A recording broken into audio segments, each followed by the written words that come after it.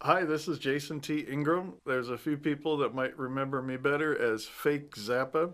I'm a multimedia artist and a musician, and I live in this little house here in Milwaukee, Oregon, in the Portland suburbs. And I like to talk about the connection between what I call Bible Christians and President Trump. And I identify as a liberal kind of by default because, I, even though I'm closeted gay, I'm public about it, so it's kind of one of my things I like to do. But um, being an activist for disability rights and public about medical cannabis use and just being a weird, fucked up artist, yeah, I am definitely more in the liberal world, working in arts and entertainment. So it's interesting living in what I call the buckle of the unchurched belt, the Pacific Northwest, and Portland especially has very low church attendance. And I've noticed that the Republicans out here are really different. And I like them and I dislike them as much as I did other Republicans that I've lived with and that I've hung out with. One of the funny things about the perspectives that I've had in my life and in my journey is that I love and loathe Republicans equally as much as I love and loathe Democrats and progressives and good old lefties and all of us folks in Boston and Brooklyn and Austin and all of us that do creative and intellectual stuff. Yay for us liberals. So it was really weird though, during especially before the primaries, I just felt like, because I had my eyes on the religious and political right, because I'm always fascinated with them. And I talk to a lot of them. I've even talked to a homeless Trump supporter and a whole bunch of Christian Trump supporters, and even, folks in the African American community. And I'm like, wow, they're going to vote for him and he could win. And then the more I saw it, it was like, you know, I really think we're ready for a president like this because here's my impression is that some people don't think he's a symptom. I think he's a symptom of um, kind of a combination of what liberals on the left and Democrats are doing as much as conservatives. Not nearly as much as the conservatives. I think Republicans are a lot to blame for allowing this man to run our country, and it's staggering. And I still think there's a bit of denial still, you know, and it is very weird in Portland. So yesterday I saw my first actual red "Make America Great" hat, and it was worn by a guy who looked like he was about 80 years old, clean shaven, and one of those fuddy duddies you see in Cracker Barrel playing checkers kind of a guy, just kind of like this. And it was at the dollar store, and it was so funny because there was an African American cashier, and I'm like, wow, I don't see a lot of. I forget what I said, but I didn't want to give him the impression I was offending. I don't know. It was just funny because anybody with a hat that says "Make America Great" that steps foot in Portland, they're going to get the wrath of the left. And if you don't think that the intellectual and artistic community could be as militant as right wing people, there are. They just have dykes on bikes instead of machine guns. I mean, we have our own kind of intensity that we have.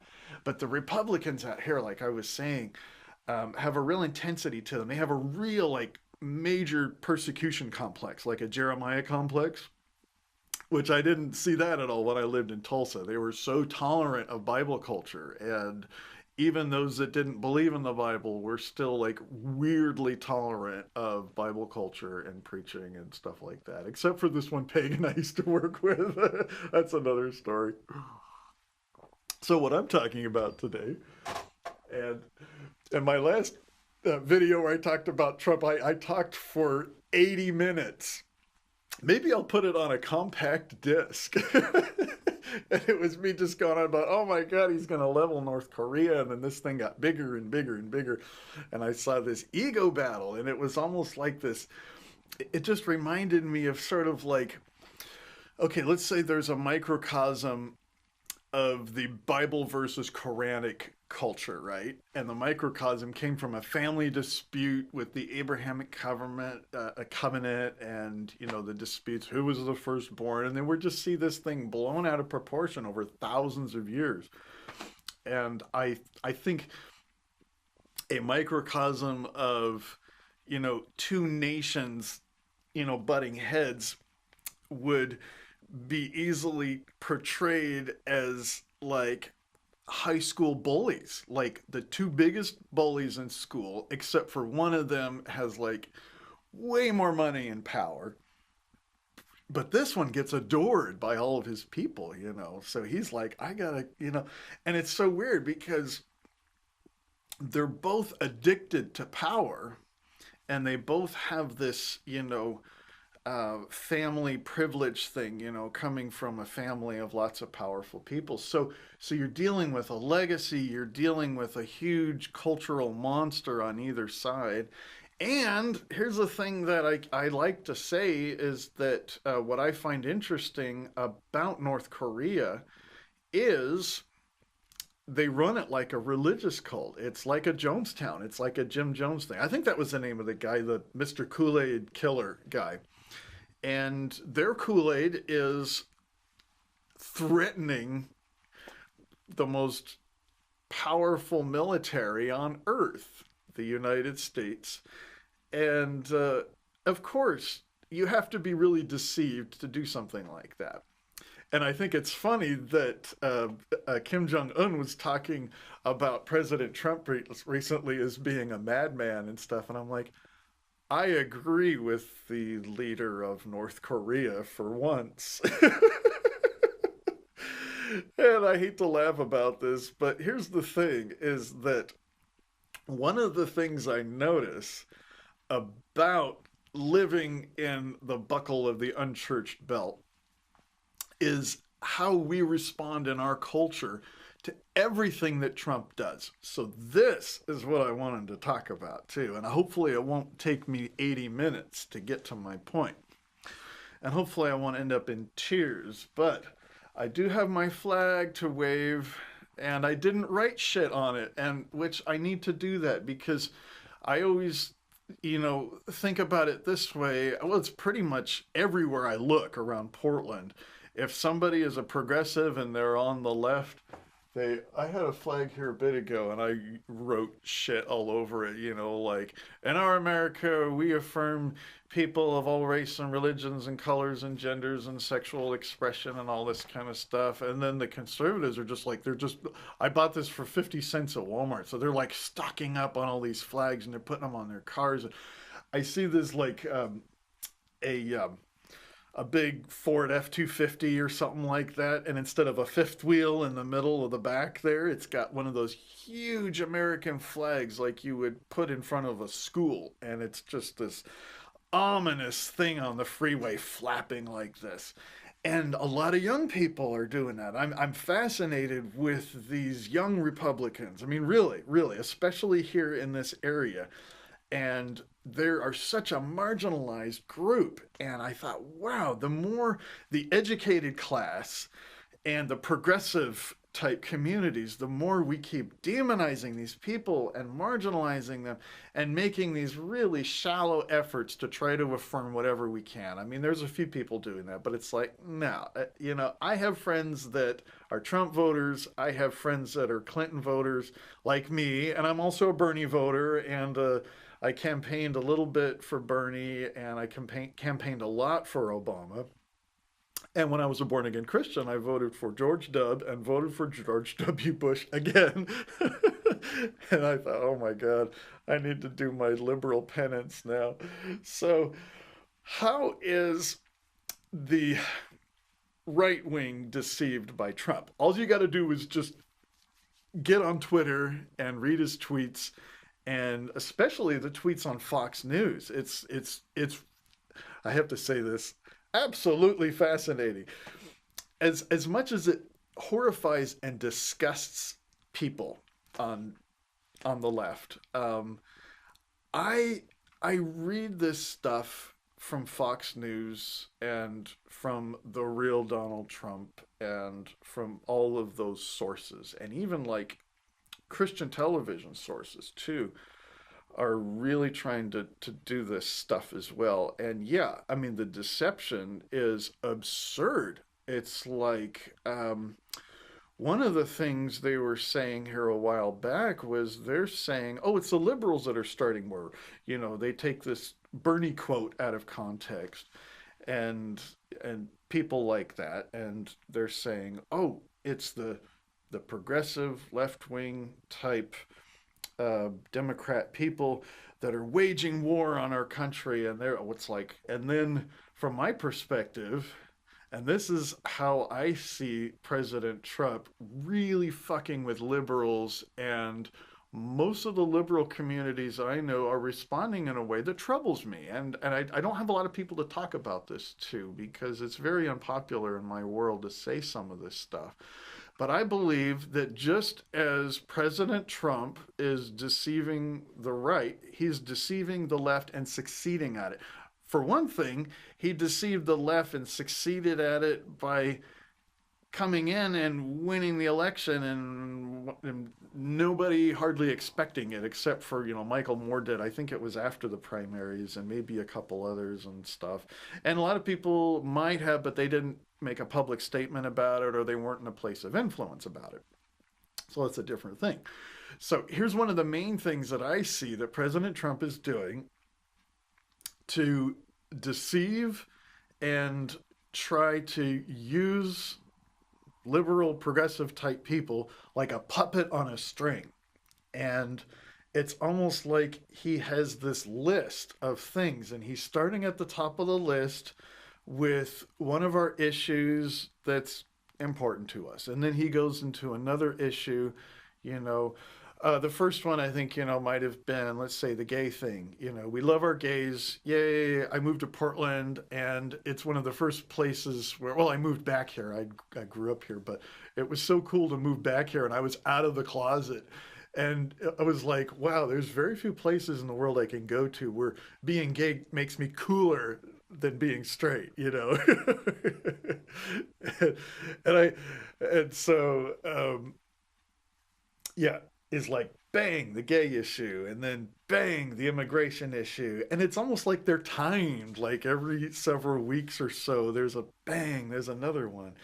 And the immigrant one was a big thing, and now it's like, oh my god, these innocent children of immigrants, and people are freaking out about that. And then Jeff Sessions comes to Portland last week, and of course, oh my god, that was a trip. I mean, like, if anybody's trying to wage war on us and really fuck with us and get us mad and get us to hyper focus on one of our little issues at a time, and I'm sorry to call them little, but compared to, you know, basically, you look at the majority of Americans and you look at these huge majority groups, and they are suffering and minorities are suffering. So it's hard when you have, I don't know if you call them majority groups or not, but when you have, let's say, white male landowners like me that can't get a job, and I'm looking for someone to blame, it's pretty easy to blame liberals because liberals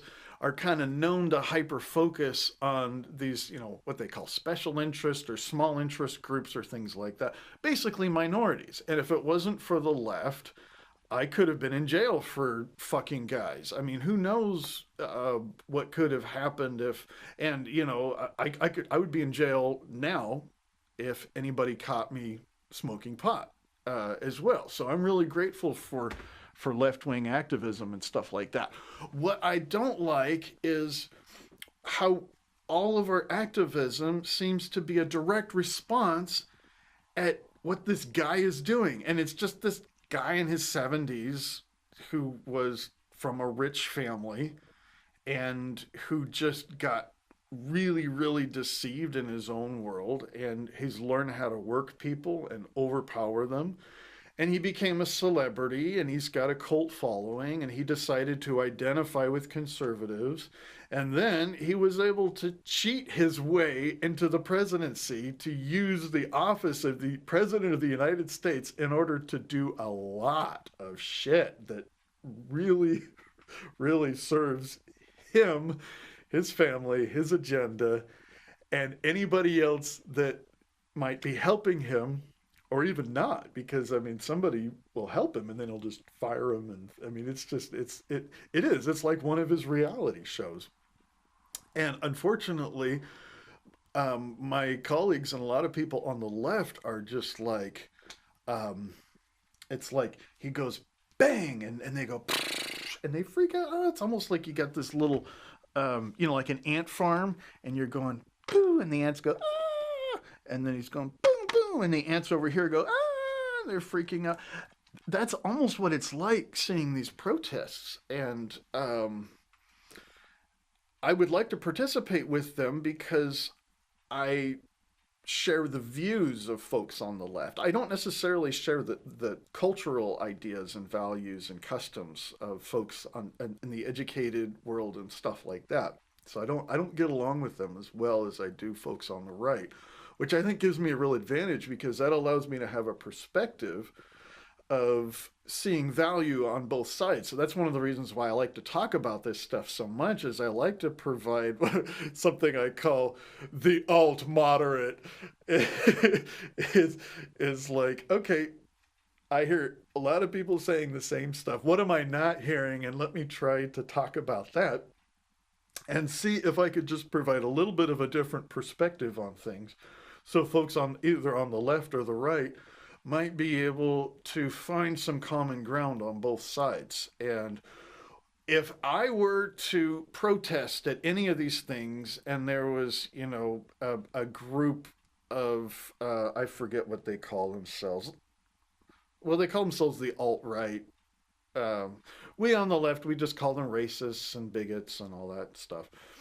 And then they'll have a group of them. And then they'll have a group of folks opposing them. And they've been doing this pretty much on a monthly basis, somewhere in Oregon, typically in Portland, even downtown Portland. So we're getting these wonderful hillbillies in there, and they really know how to talk well. It's amazing. They remind me a lot of born again Christians, and many of them are, and they know how to talk to make liberals almost kind of like them, but they don't, and we don't. We don't like racists because that's like our biggest thing. Don't be a racist. If you say anything the little bit is politically incorrect, then that's horrible. And then it's kind of like the ant farm thing. Racists, horrible. It's like lepers, So I think Trump's getting to the bottom of his list. And one of the things in the bottom of his list is not necessarily these, angry white male landowners who are losing their jobs.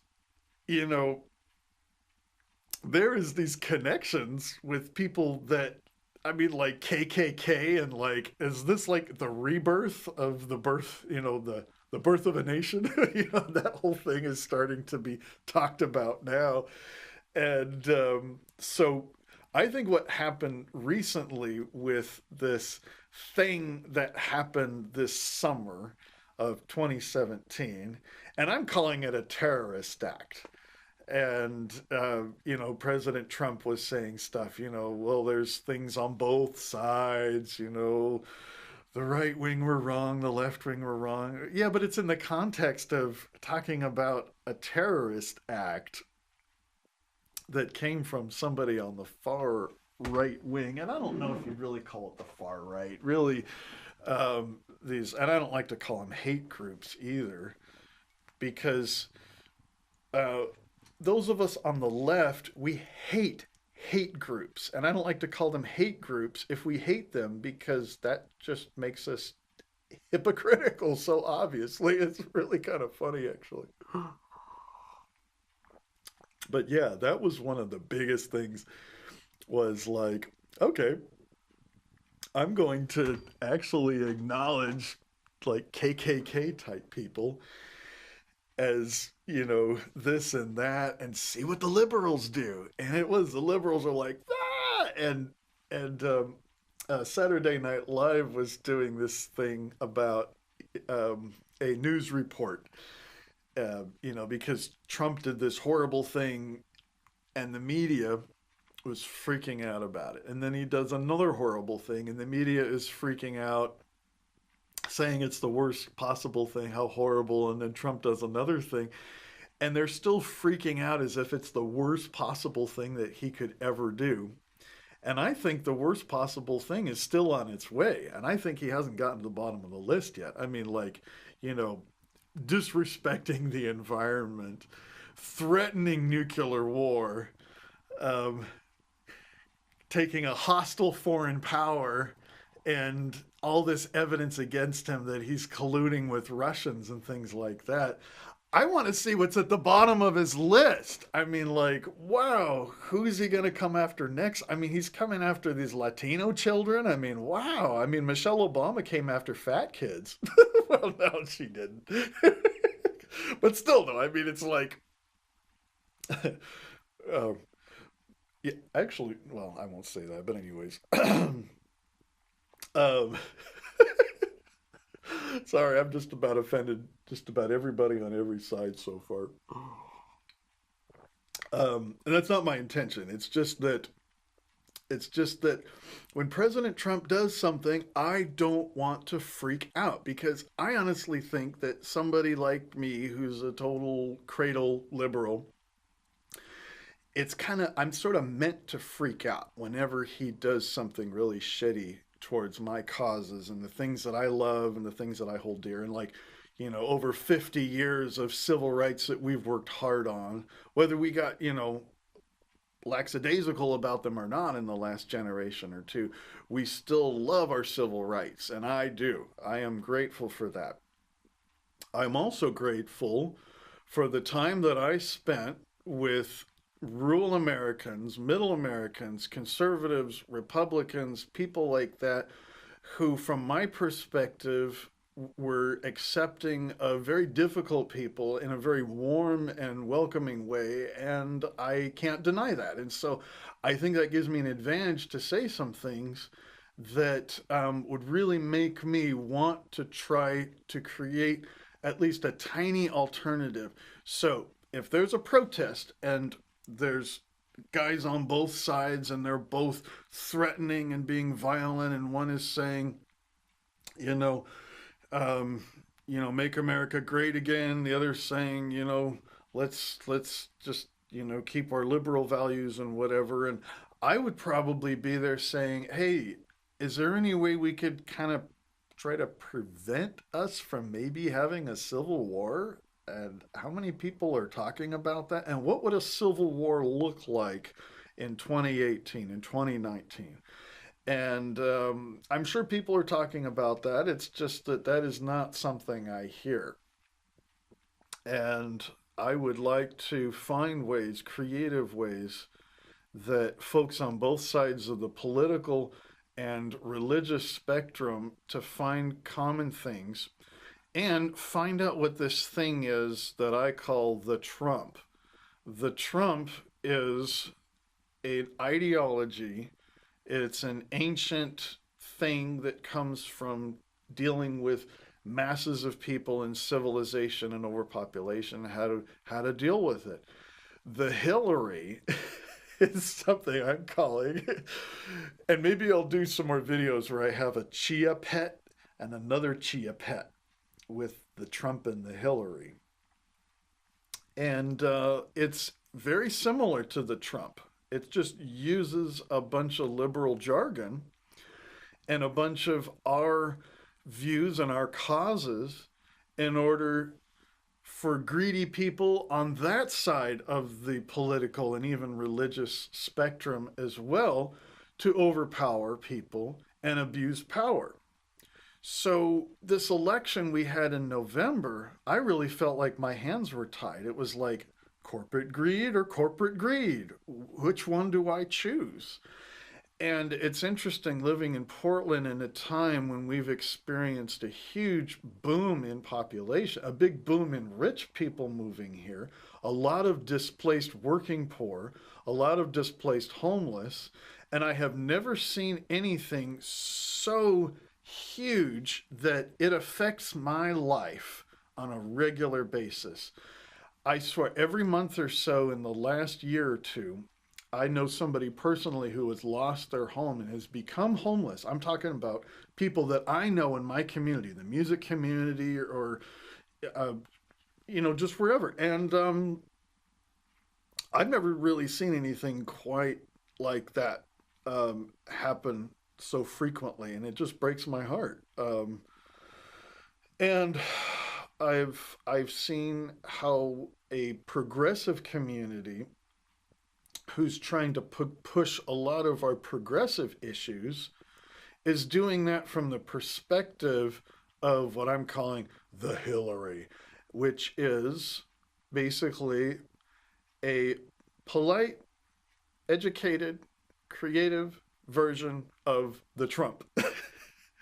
And I think that's another thing that's contributing to this whole Trump madness is how the progressives are responding to it and how we are contributing to this greed thing in our own way with our own sort of, bend to it. We're bending left, and at the same time, we are doing the same hypocrisy, a lot of the same kind of prejudice, a lot of the same hatred and bigotry that I see us trying to blame the folks on the far right.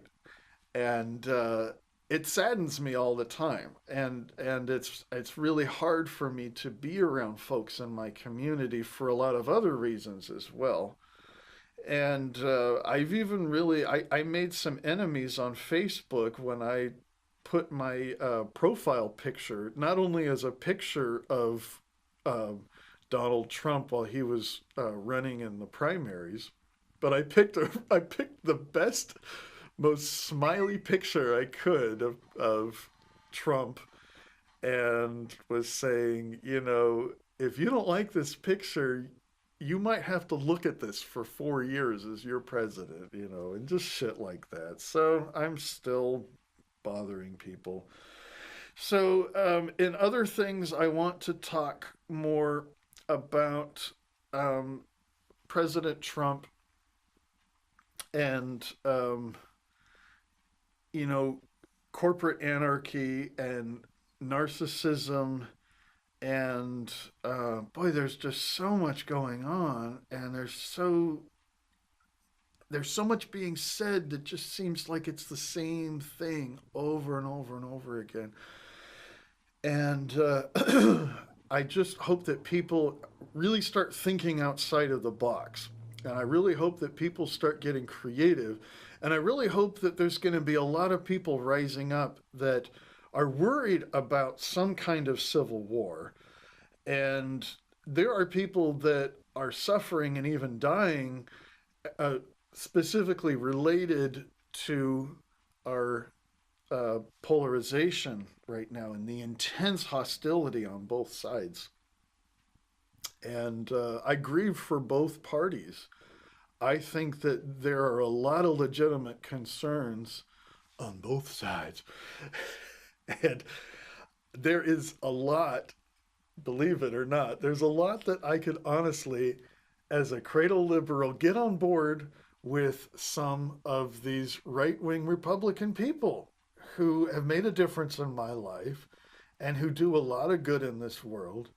And I'm wondering how we can honor those people and how we could even, instead of trying to point the finger from the other side of the street, that we could actually cross the street and say, is there any issue or cause that we could fight together about? And if there's one cause we can fight together against, it's greed.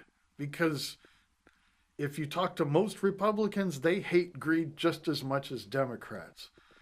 And if we're going to take down the Trump, we should take down the Hillary as well.